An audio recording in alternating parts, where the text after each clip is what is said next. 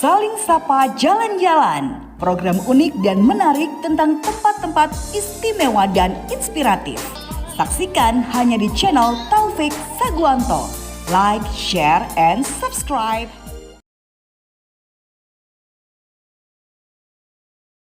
Saling Sapa Jalan-Jalan, Saling Sapa Jalan-Jalan, Saling Sapa Jalan-Jalan, Saling Sapa Jalan-Jalan.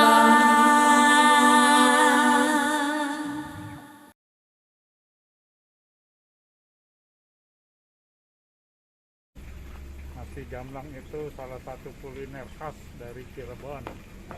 Isinya kita bisa makan nasi dengan sambal khas Jamblang, sambal goreng. Terus lauknya macam-macam, kita tinggal pilih tuh. Ada lauk berjejer di meja, ada yang paling tenar itu namanya blekutek. Blekutek itu cumi bumbu hitam. Ada yang rasanya pedas, ada yang cuma asin gurih, terus ada lagi otak goreng, paru goreng, ayam goreng, tahu tempe, telur dadar, ya seperti itulah. Cuman yang asiknya itu biasanya nasi Jamblang dibungkus dari daun jati. Cuman sekarang sudah daun jatinya udah kurang ya, dan banyak yang makan, jadi langsung ditaruh daun jati itu sebagai alas piringnya. Nah, jadi ayo, penasaran, kita lihat aja langsung. Sekarang kacamatanya ganti, yang putih buat di dalam. Kita lihat kayak apa maunya. Ini namanya kentang, sate kentang. Ini udang goreng. Ada paru, ayam goreng, telur semur. Ada mana yang namanya blekutek. Nah, blekutek khas Cirebon. Ini apa? Pepes biasa. Satu lagi yang khas Cirebon, ini namanya bergedel ya, bergedel kentang. Ini apa namanya? Sayur tahu. Terus ini sambal goreng khas Jamblang. Oke, sekarang kita makan. Makanya caranya kita pesen di sini. Nasinya Ini kita sudah ingin menikmati menu makan kita bersama Mr. Nasuha dari Cirebon.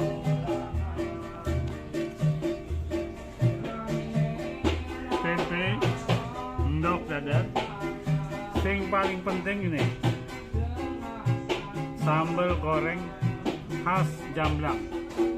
Ini saya lagi kepingin hati ayam, sama orang nyebutnya perkedel, tapi orang Cirebon menyebut sebagai bergedel.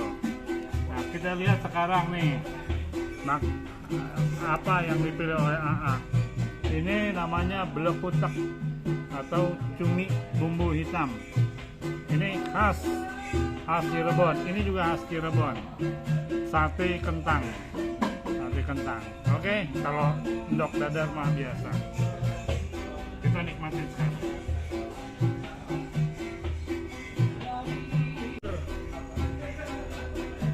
Semur ati ayam. Bismillahirrahmanirrahim.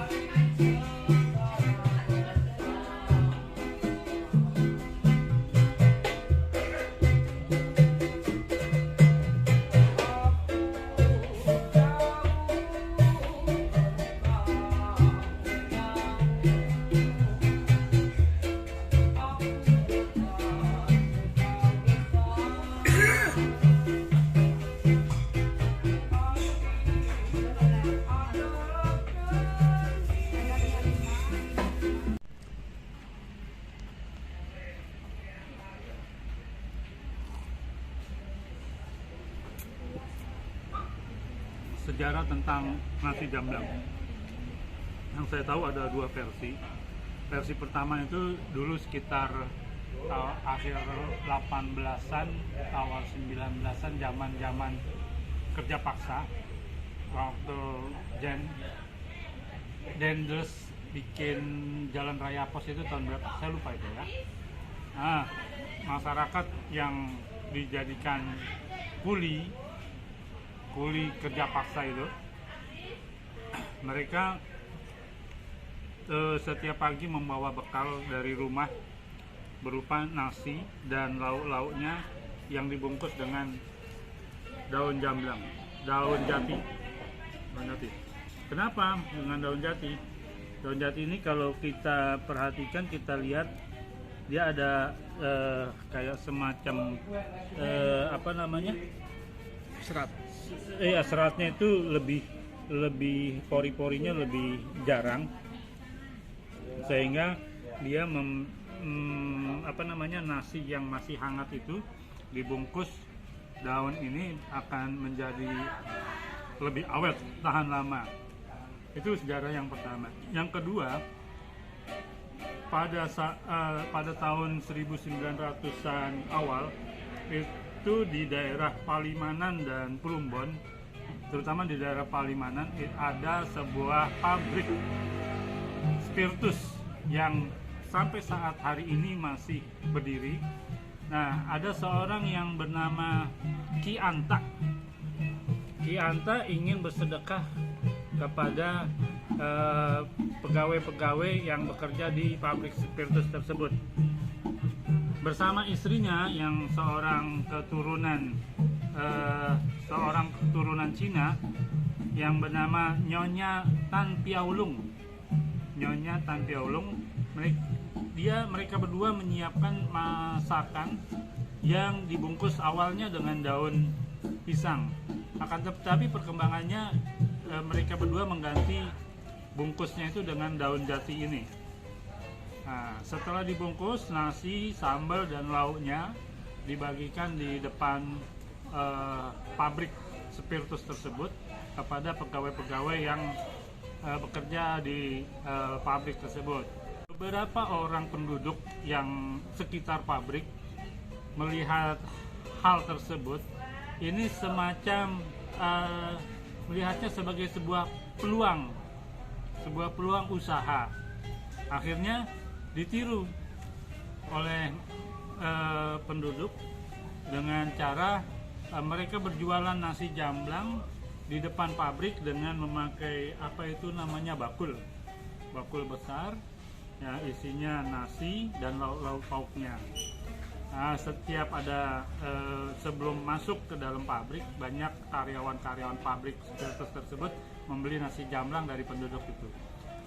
Dan perkembangan selanjutnya, Nyonya Tan Piaulung akhirnya membuka kedai nasi jamblang di sekitar daerah Jamblang. Kalau nggak salah itu namanya Nasi Jamblang Tulen, warung nasi jamblang Tulen.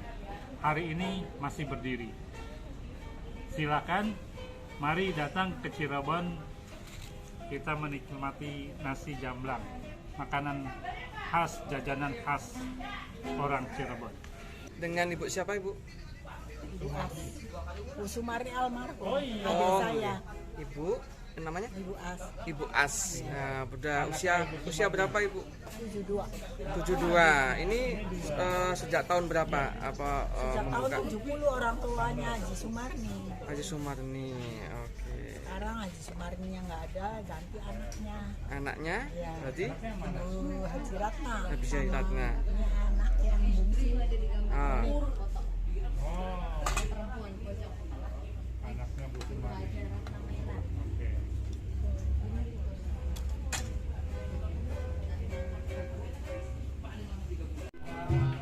Iya, Mbak, ini kentang, pakai ini. Ya, pakai kentang, telur.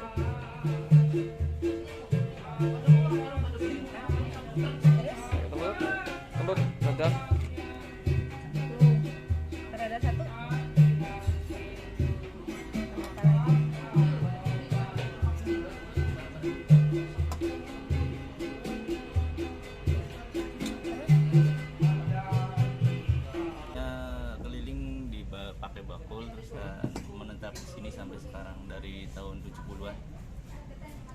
70. Iya, Oke. tahuan. Di sini nggak berubah. Berubah cuma dapurnya aja dulu di situ. Terus Enak ya, Dik? Oh.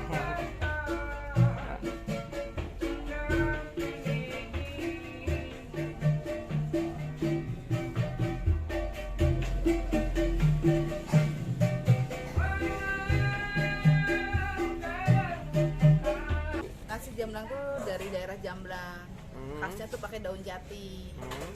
Bukan daun jamblang ya, daun Ya. jati.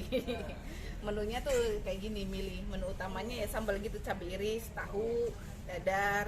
Sejak tahun berapa ini? Ini dari nenek saya dari 1970. Ini udah generasi ketiga. Generasi ketiga. Ya. Jauh ya dari Malang ya. Dari Malang. Terima kasih banyak lo udah mampir ya. Yoi, ini ya Ibu Jaratna.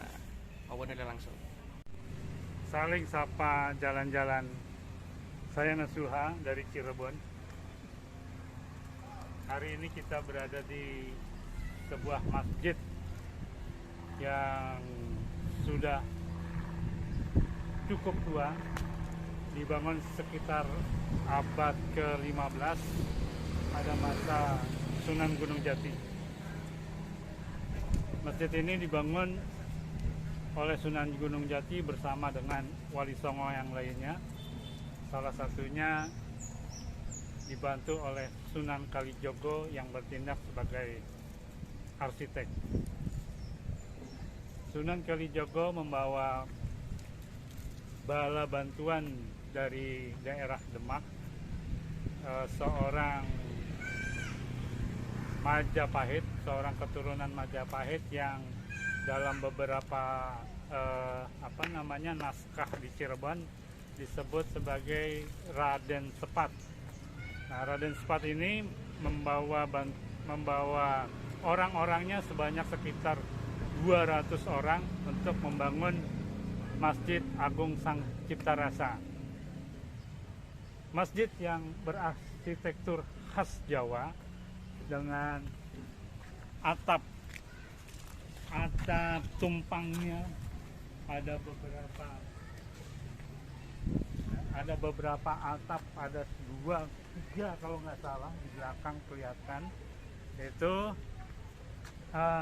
dulunya kayak ada semacam kubah, akan tetapi karena ada satu peristiwa, ada yang entah itu cerita benar atau tidak, ada semacam makhluk yang mengganggu, namanya Menjangan Wulung.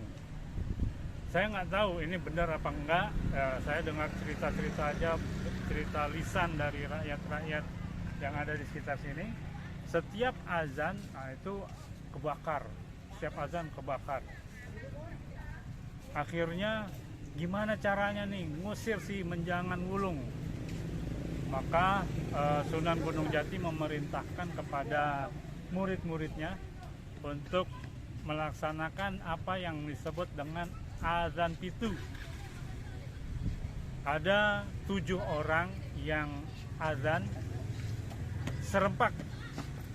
Nah, entah karena kesaktian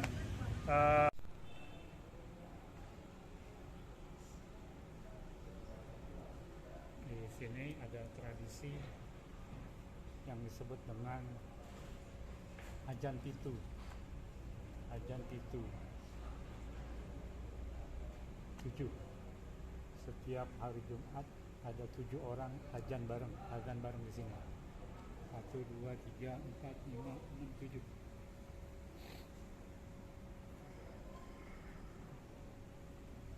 Masjid ini namanya Masjid Agung Sang Cipta Rasa, dibangun oleh Sunan Gunung Jati dengan arsiteknya Sunan Kalijogo, dan Sunan Kalijogo membawa dengan bantuan orang-orang dari Demak, yaitu pengikut orang-orang Majapahit dipimpin oleh Raden Sepat. Ada 200 orang. 200 orang anak buahnya Raden Sepat membantu untuk membuat masjid Agung Sang Cipta Rasa ini. Satu lagi kekhasan dari masjid ini adalah pintu. Pintunya dibuat pendek. Jadi orang yang masuk ke dalam masjid dipaksa untuk menunduk. Makna filosofisnya adalah bahwa setiap manusia yang masuk ke dalam masjid, ke dalam rumah ibadah ini harus merendahkan dirinya di hadapan Tuhan. Salah satu ciri khasnya ada di mihrab. Mihrabnya ukiran-ukiran daun sulur dan ada bunga padma khas Majapahit.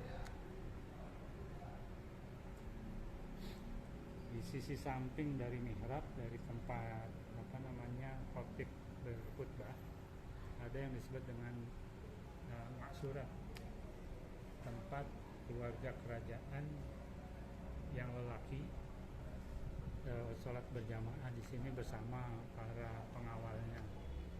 Di belakang ada satu lagi, ini tempat untuk keluarga kerajaan yang perempuan beserta pengawalnya sholat ini.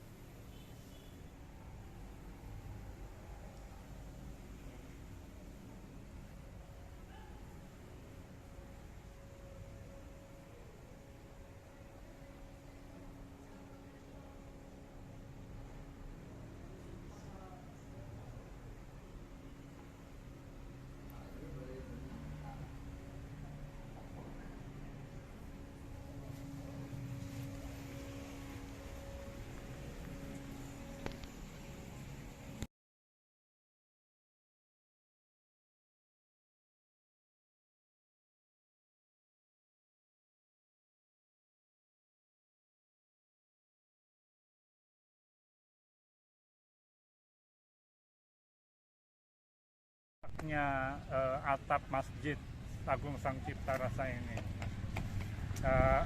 tradisi azan pitu itu sampai dengan sekarang masih tetap dilestarikan. Setiap hari Jumat itu sebelum khotib naik mimbar akan ada 7 orang yang azan secara bersamaan. Itu disebut dengan azan pitu. 7 orang dengan pakaian seragam, kebesarannya gamis warna putih, sorban hijau, ubet-ubet di kepalanya warna hijau dan sorban warna hijau. Mereka serempak melaksanakan azan pitu. Mari berkunjung ke Cirebon, ketemu dengan saya Ahmad Nasuha dari Cirebon. Salam saling sapa jalan-jalan.